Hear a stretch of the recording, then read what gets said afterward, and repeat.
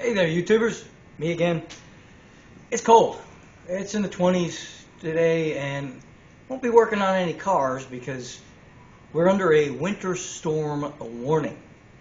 Now, for you people up north that are probably used to snow and ice, us folks here in the south, not so much. It isn't that the cold is so bad, it's we're just not equipped for snow and ice because we only get snow and ice once a year, maybe twice. And so when we do, it's like a catastrophe, right?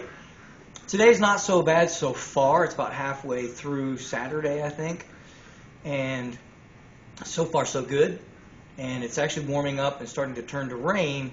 But then they're promising it's going to be like in the teens tonight, which could turn to ice and get bad. Now the roads are bad because there's ice under the snow and super slippery, so nobody's going anywhere. But needless to say, we're a little bit worried we may lose the power because our power companies are not exactly up to winter standards, shall we say. They did get a little smarter. We had a nice storm a few years ago, and they got a little bit better. They cut a bunch of trees down and limbs and stuff that were falling on the lines back then a few years ago. But so we're a little better off. Hopefully this isn't going to be that bad, but we're going to be prepared. All I'm going to do today is I'm going to fire up my generator. And you have to know a little bit about this generator. It was my dad's. It's a 4,000 watt, not big enough to run my whole house, but it does keep the fireplace, because the fireplace has a fan, keeps the fireplace running, give us hot water, and let us use a stove and have lights.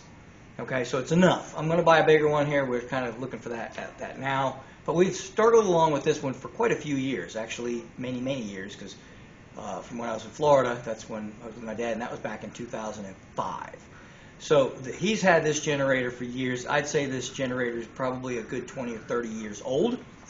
It's a Briggs & Stratton made by Coleman, or Coleman made by Briggs & Stratton, however you want to look at that. It's a Coleman brand Briggs & Stratton engine. She's an oldie but a goodie.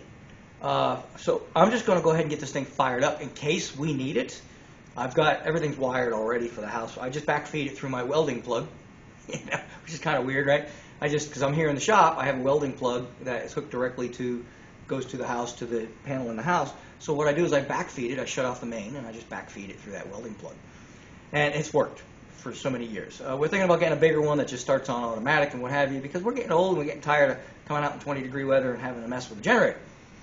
But I'm going to stop talking now. Let's go ahead and, this might be a really short video. This old girl might just fire right back up. I did pickle it last time I used it, which means I put a little bit of oil in the fuel, and I ran the carburetor with the oil in it until it ran out. And that should keep everything lubricated in there.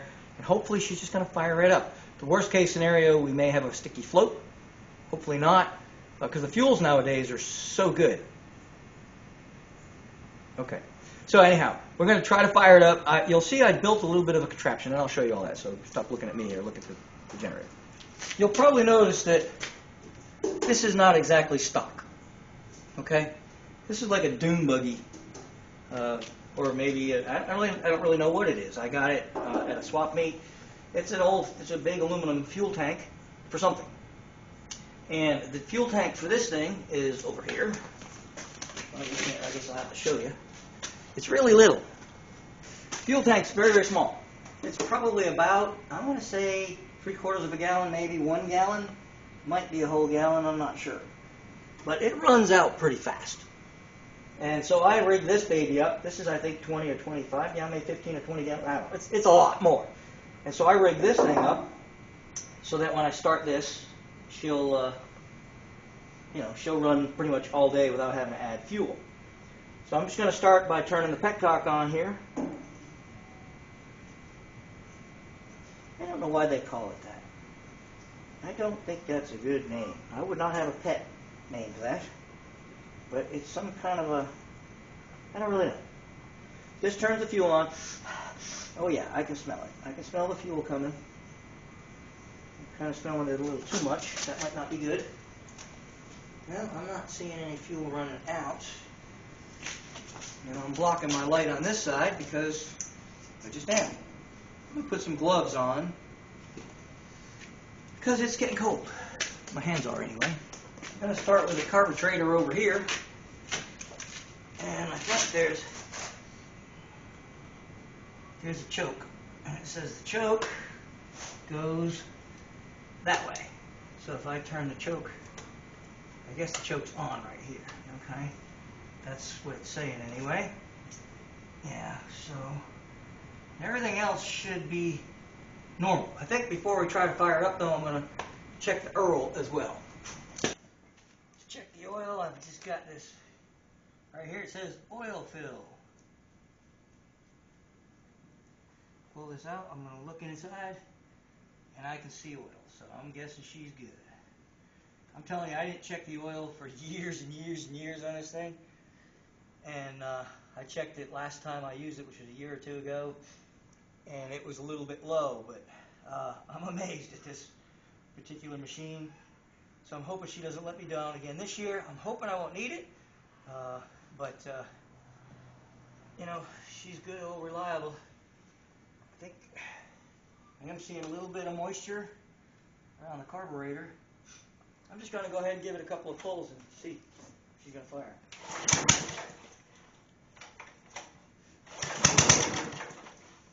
Sounding promising.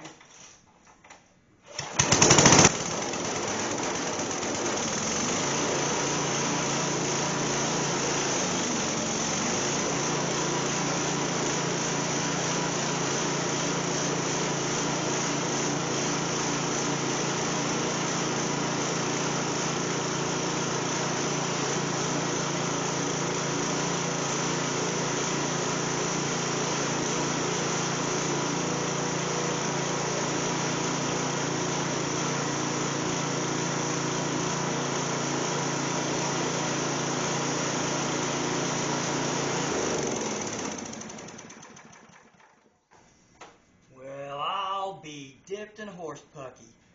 That was kind of unexpected.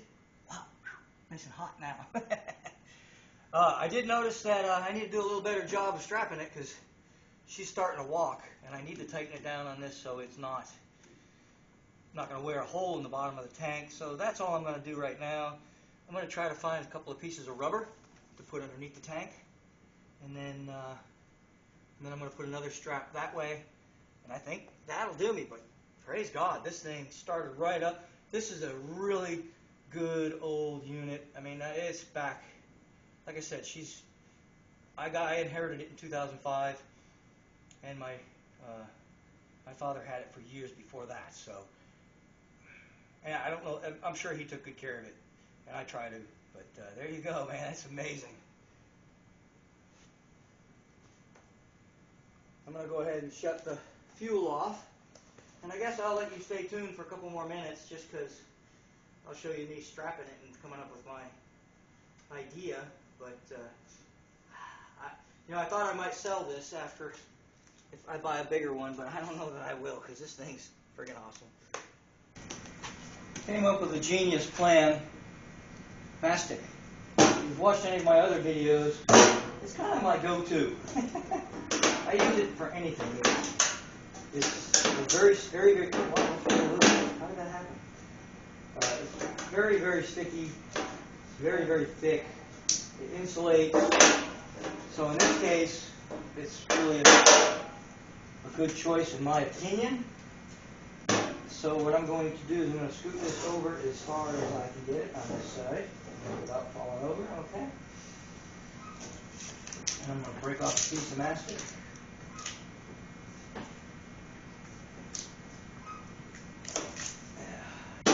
It's two pieces. You got to peel the back off. Unfortunately, you don't get to peel the front off. That would be really good because it would be double sticky, and I could double stick tape this all together. But all I'm going to do is probably should clean this up a little bit.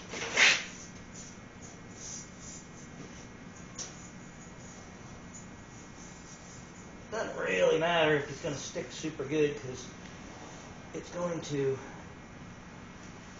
I should have done this the other way, huh? Yeah.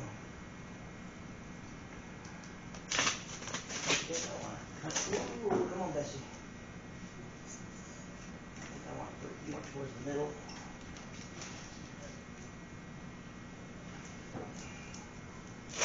There we go.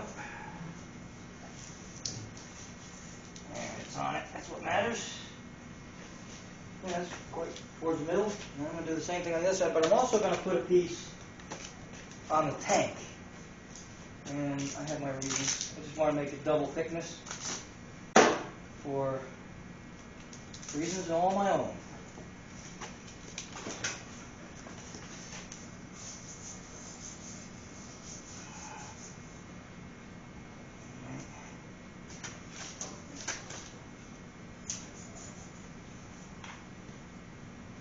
It's not very sticky in this cold weather.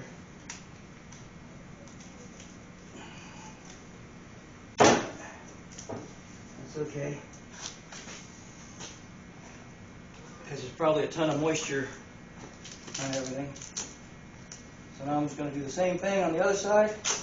I was just going to use a piece of wood, and that wouldn't be sticky at all, so we're a little bit ahead of the game on this.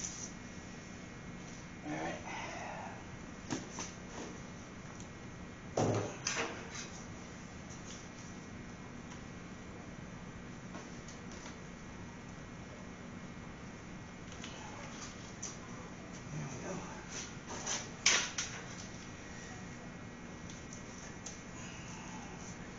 And then one more.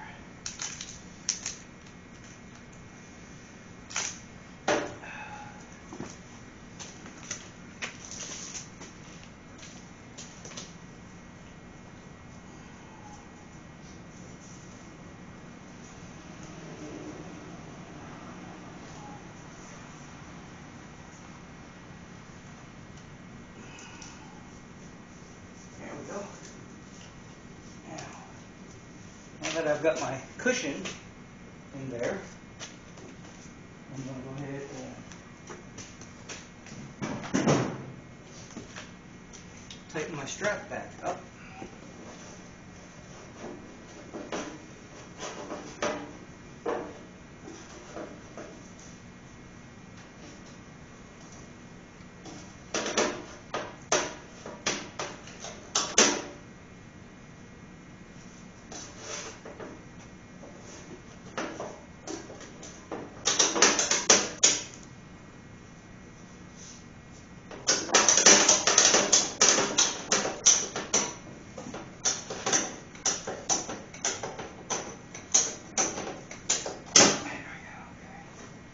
That's pretty darn tight. Okay. Problem kind of is I'm not really strapping to the frame. I'm strapping around the frame, which allows things to slide. So these hooks are not big enough to grab the frame, unfortunately. Maybe there'd be a little hole or something I could strap to. So that's kind of the problem, is I'm strapping around it.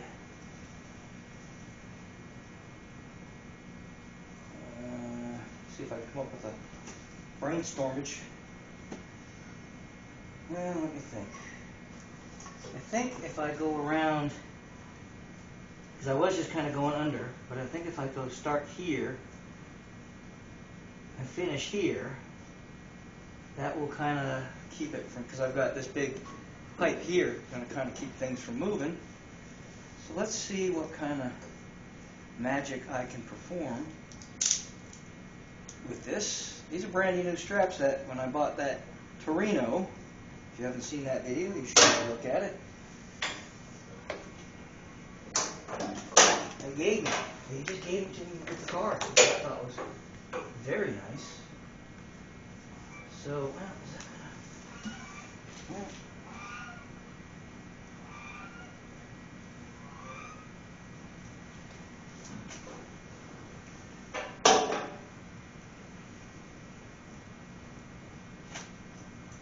that's not going to do it. It's going to have to go around. It's going to have to wrap twice, I think. I can't. Oh, wait. It goes around there. Ooh.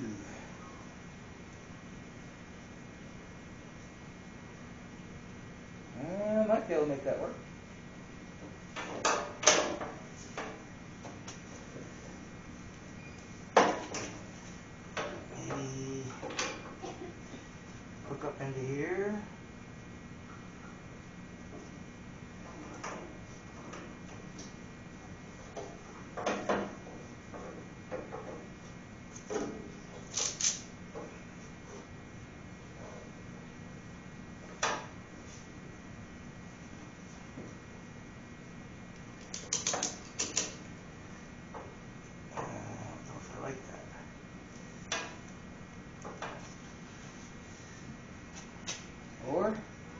could hook it to the bottom.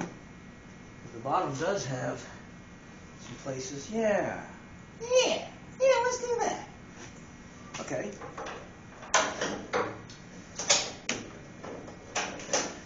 Let's go ahead and hook to the bottom right here.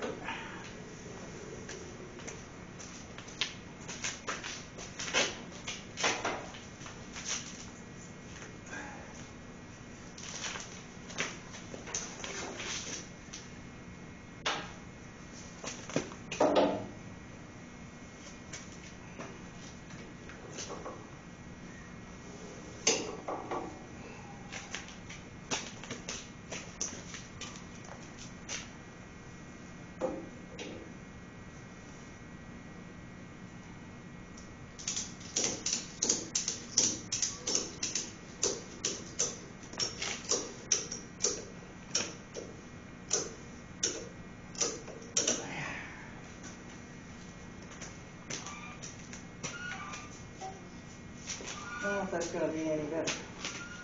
I think it will. I think that's going to pull it a lot tighter. And then what I can do is I can pull it, put this on this side, and I just tie it right here.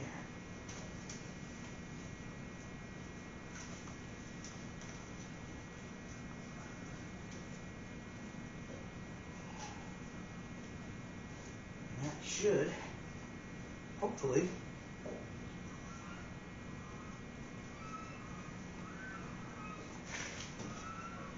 because we're strapped this way and this way. I don't believe the actual armature gets very hot. The engine, the straps are well away from the engine. That's good, I hope.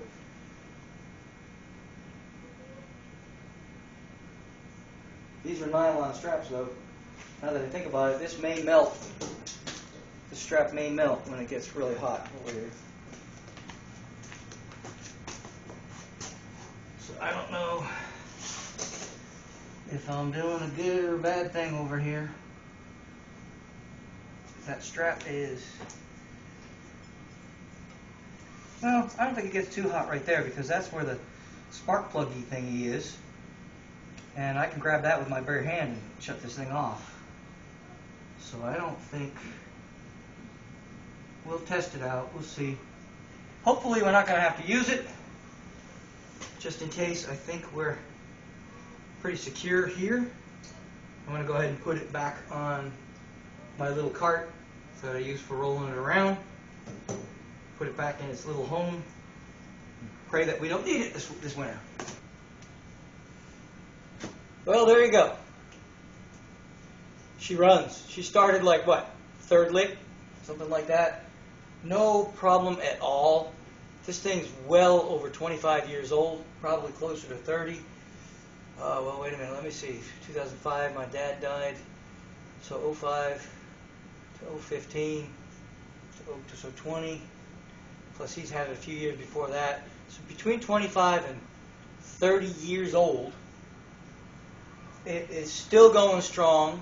I've modified it where it'll run a day. I could probably, if I filled this, I could probably let it run for a couple of days without it quitting.